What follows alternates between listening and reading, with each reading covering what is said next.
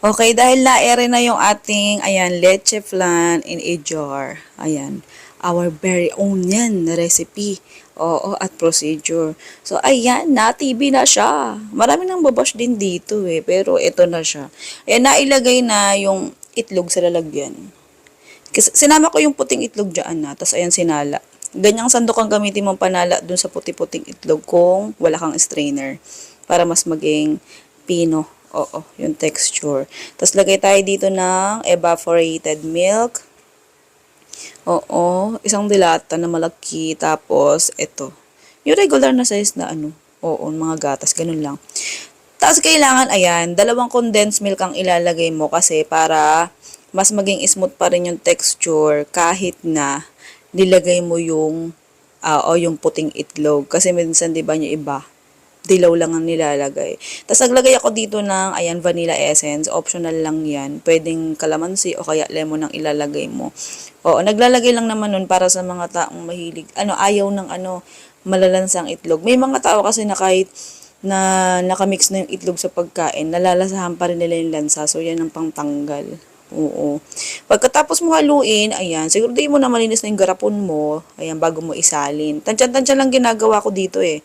Oo. Ayan, kapag ibebenta mo, pwede mong pwede kang magkaroon ng eksaktong sukat o kaya eksaktong timbang. Ganyan lang yan. Bali, habang sinasalin mo yan, habang ginagawa mo yan, mas maganda kung nagpapainit ka na ng tubig sa steamer mo para hindi siya masyadong time consuming. Oo. 'Di ba? Para pagtas mo diyang magsalin at magtakip-takip dito sa garapon mo, diretso salang ka na. Ganun lang. Oo, napakadali lang ng recipe na to. Oo, yung sa toppings naman sa caramelize, ilalagay mo yun pagka luto na. I-cool down mo muna para di ka mapaso. Oo. O kaya pwede rin naman, para mas matagalan shelf life, mas umabot ng 3 months, 1 to 3 months, pagkahango mo sa steamer, wag mo nang tanggalin yung takip. Pabayaan mo na yan. Tapos, yung caramelized sugar na ginawa mo, ilagay mo sa bukod na container. Tapos, pag may bumili, ibigay mo rin yun. Bali sa isang leche flan, may kasamang isang container ng caramelized sugar. Para pag yung bibili, sila na lang ang magsasalin ng toppings na caramelized sugar. Oo.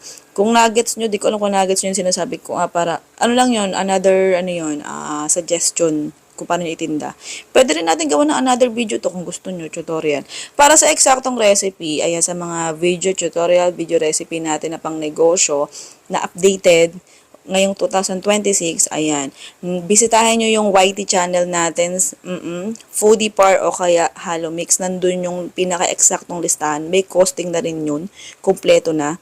Ayan, ito ay behind the scene, dahil na TV Patrol tayo sa winning moment, ayan na siya, behind the scene.